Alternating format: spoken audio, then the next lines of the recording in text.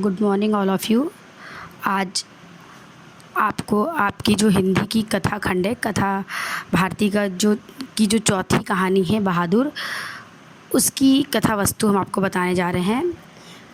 है तो ये चौथी कहानी, लेकिन इसको पहले इसलिए बता रहे हैं कि थोड़ी सी समझने में आसान है।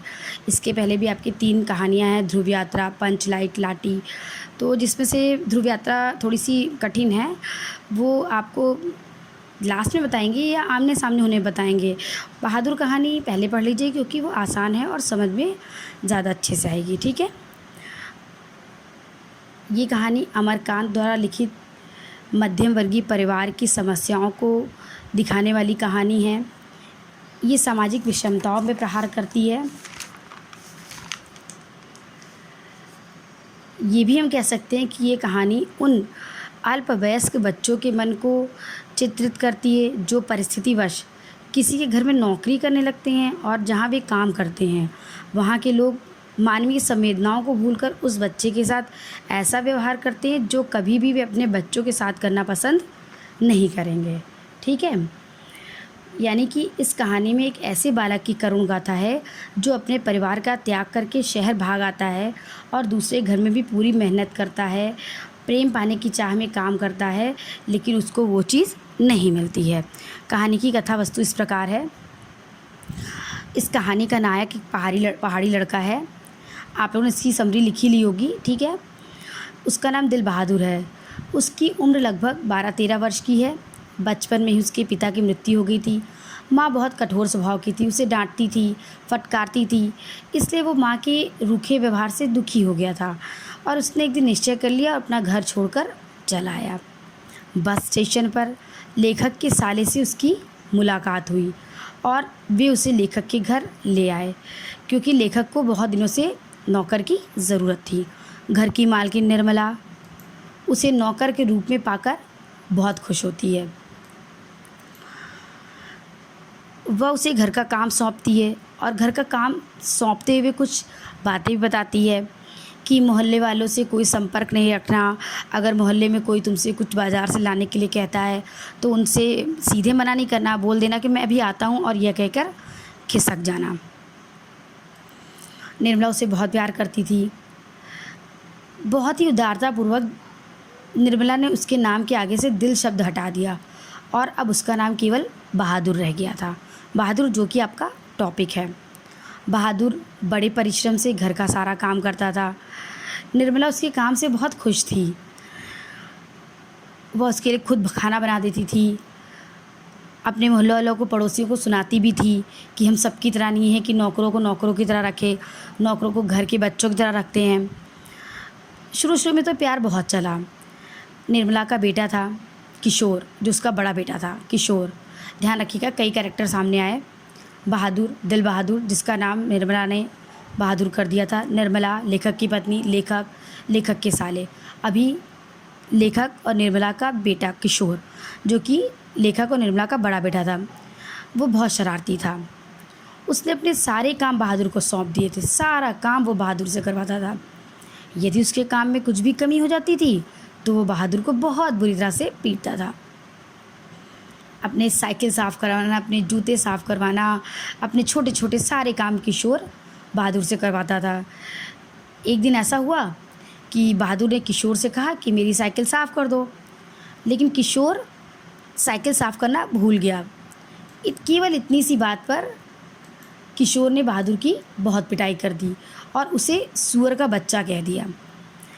अब बहादुर को ये गाली बर्दाश्त नहीं हुई, ये असहनीय थी, क्योंकि कहीं ना कहीं ये गाली उसके पिता को लग रही थी। बहादुर नाराज़ हो गया। निर्मला के पति ने पूछा कि आखिर बात क्या हुई, तो उसने कह दिया कि बाबूजी, भैया ने मेरे बाप को बीच में लाकर खड़ा कर दिया। ठीक है, इतनी सी बात हो गई। बहादुर हंसमुख स्वभाव का था, चंचल था। वो इस बात को भूल गया, इस घटना को भूल गया। लेकिन इस घटना के बाद जरा सी भी अगर कोई गलती होती थी तो किशोर और उसकी पत्नी निर्मला उसकी खूब पिटाई कर देते थे। लेखक को ये बात नहीं पता थी। प्रारंभ में तो निर्मला बहादुर को बड़े प्यार से रखती थी, उसके खाने पीने का पूरा ध्यान रखती थी, जैसा भी बताया भी था मैंने। लेकिन अचानक से उसकी एक पड़ोस में महिला रहती थी, उसने बहका दिया निर्मला को कि नौकरों को इतना सर पर चढ़ाकर नहीं रखते हैं। निर्मला ने क्या किया, बहादुर के लिए रोटियां सेकनी बंद कर दी। पहले वो बहादुर के लिए खुद रोटियां सेकती थी। एक रविवार को रोटियां सेकनी बंद कर दी। इससे काफ़ी बहादुर पहले नहीं उठा, लेकिन फिर जैसा उसका व्यवहार था कि वो भूल गया और अपने आप उसने उठा, अपनी रोटियां बनाई, फिर इस घटना को वो भूल गया। फिर एक रविवार को निर्मला के कुछ रिश्तेदार उसके घर आए, काफ़ी देर तक रुके और जाते समय रिश्तेदार की जो पत्नी थी वो नीचे झुककर चारपाई के नीचे कमरे में कुछ ढूंढने लगी। निर्मला ने उससे बहुत कई बार पूछा कि क्या ढूंढ रही है। उसने कहा नहीं कुछ नहीं। लेकिन जब उसने बहुत पूछा निर्मला ने कि आखिर क्या ढूंढ रही है, तो रिश्तेदार की पत्नी ने कह दिया कि उसने 11 रुपये रखे थे, अब वो 11 रुपये नहीं मिल रहे हैं, पता नहीं वो 11 रुपये कहाँ चले गए। उसने बोला कि वो 11 रुपये उसने अपनी साड़ी की खूट से बांध कर रखे थे, कहाँ चले गए, यहीं चारपाई पे रखे थे, वो नहीं मिल रहे हैं। बातों ही बातों में उन्होंने अपना शक बहादुर की ओर जताया। वो बहादुर पर शक करने लगी। बहादुर से पूछा गया तो उसने साफ मना कर दिया, क्योंकि उसने तो पैसे चुराए नहीं थे, ना देखा था। लेकिन इस बात पर उसकी खूब पिटाई हुई, क्योंकि सबको लग रहा था कि पैसे बहादुर ने ही चुराए हैं।